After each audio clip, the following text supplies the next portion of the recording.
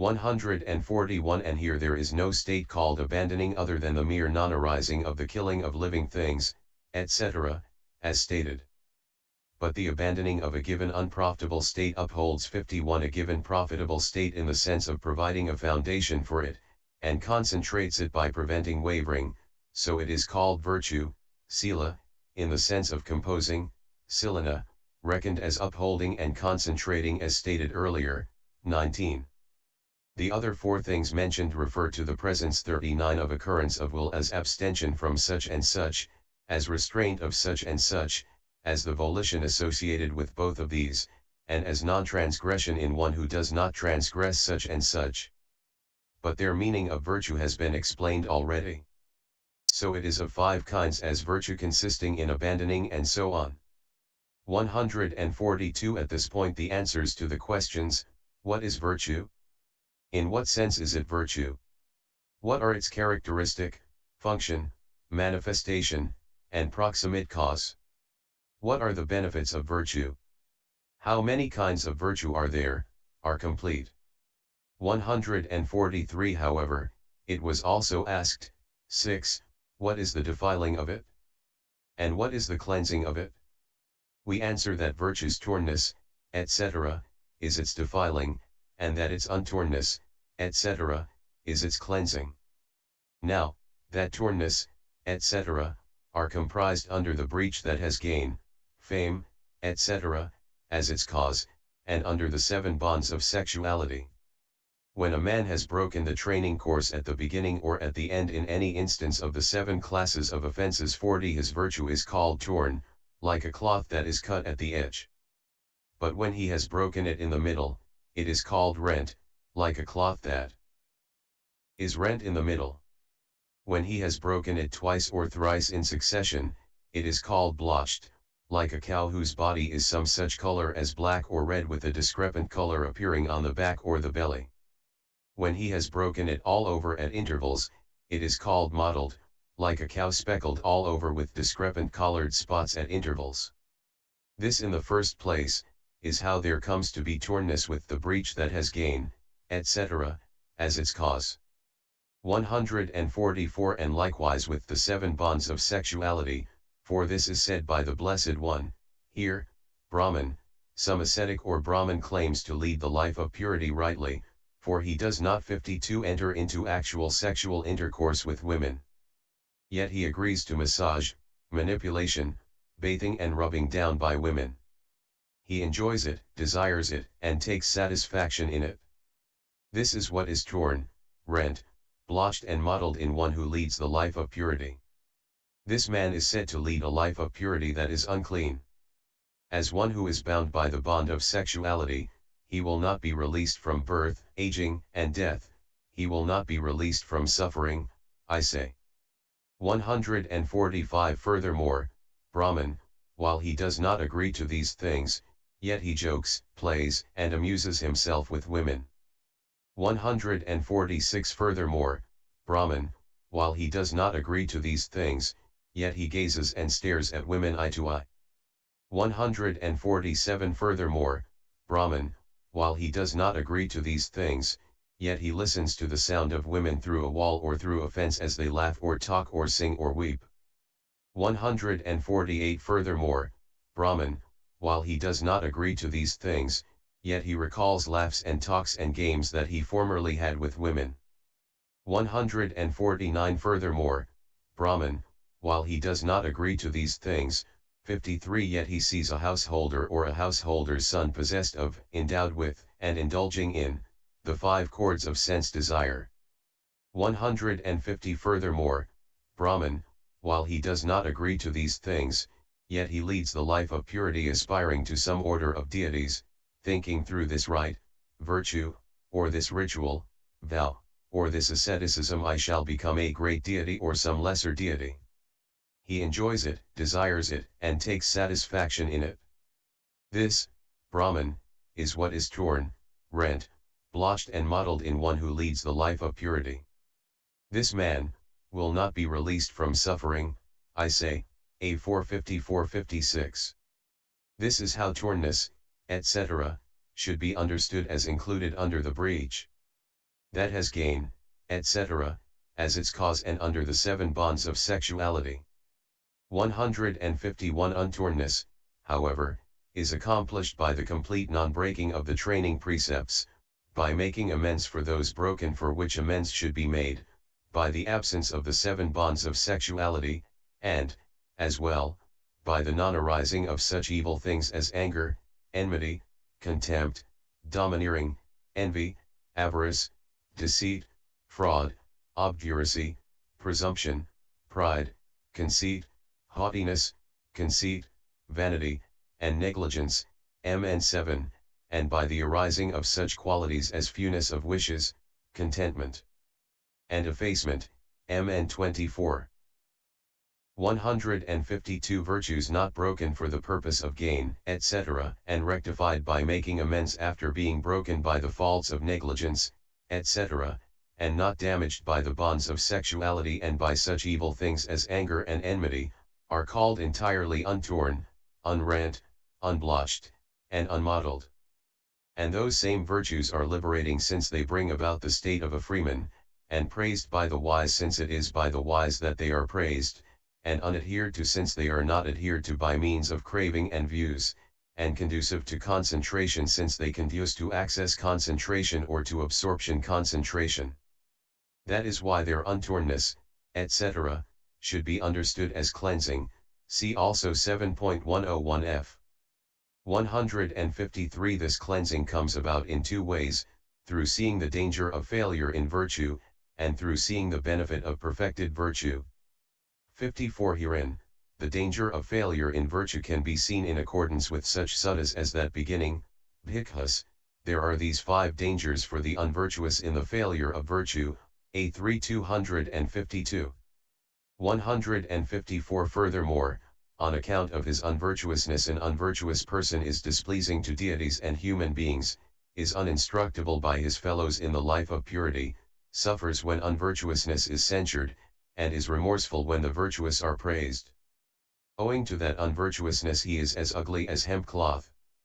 Contact with him is painful because those who fall in with his views are brought to long-lasting suffering in the states of loss.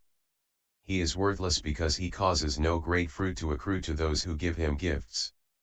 He is as hard to purify as a cesspit many years old. He is like a log from a pyre, see it 99, for he is outside both recluseship and the lay state. Though claiming the bhikkhu state he is no bhikkhu, so he is like a donkey following a herd of cattle. He is always nervous, like a man who is everyone's enemy.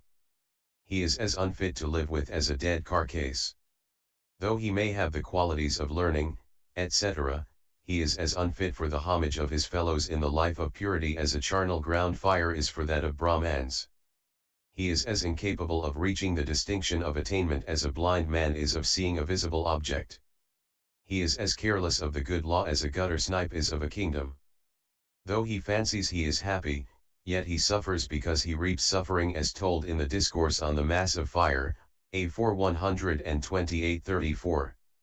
155 Now, the Blessed One has shown that when the unvirtuous have their minds captured by pleasure and satisfaction in the indulgence of the 5 chords of sense desires, in receiving salutation, in being honored, etc., the result of that kama, directly visible in all ways, is very violent pain, with that kama as its condition, capable of producing a gush of hot blood by causing agony of heart with the mere recollection of it.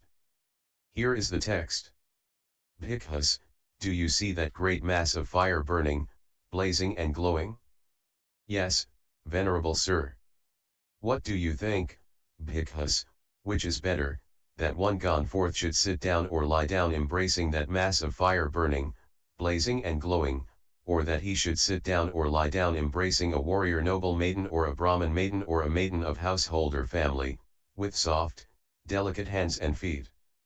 It would be better, venerable sir, that he should sit down or lie down embracing a warrior noble maiden. 55 It would be painful, venerable sir, if he sat down or lay down embracing that great mass of fire burning, blazing and glowing. 156 I say to you, Bhikkhus, I declare to you, Bhikkhus, that it would be better for one gone forth who is unvirtuous, who is evil-natured, of unclean and suspect habits, secretive of his acts, who is not an ascetic and claims to be one, who does not lead the life of purity and claims to do so, who is rotten within, lecherous, and full of corruption, to sit down or lie down embracing that great mass of fire burning, blazing and glowing. Why is that? By his doing so, Bhikkhus, he might come to death or deadly suffering, yet he would not on that account, on the breakup of the body, after death, reappear in states of loss, in an unhappy destiny, in perdition, in hell. But if one who is unvirtuous, evil-natured, and full of corruption, should sit down or lie down embracing a warrior noble maiden, that would be long for his harm and suffering, on the breakup of the body, after death, he would reappear in states of loss, in an unhappy destiny, in perdition, in hell. A4 128-29. 157 Having thus shown by means of the analogy of the mass of fire the suffering that is bound up with women and has as its condition the indulgence of the 5 cords of sense desires by the unvirtuous, to the same intent he showed, by the following similes of the horsehair rope, the sharp spear, the iron sheet, the iron ball, the iron bed, the iron chair, and the iron cauldron, the pain that has as its condition acceptance of homage and reverential salutation, and the use of robes, alms, food, bed, and chair, and dwelling by unvirtuous bhikkhus.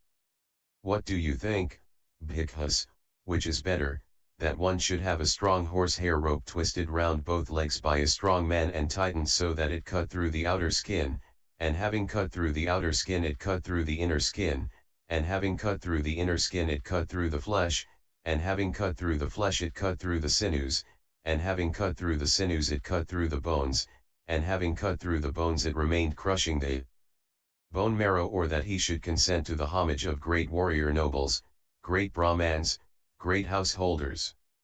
A4 129. 56. And, what do you think, bhikkhus, which is better, that one should have a strong man wound one's breast with a sharp spear tempered in oil, or that he should consent to the reverential salutation of great warrior nobles, great brahmans, great householders? A4 130.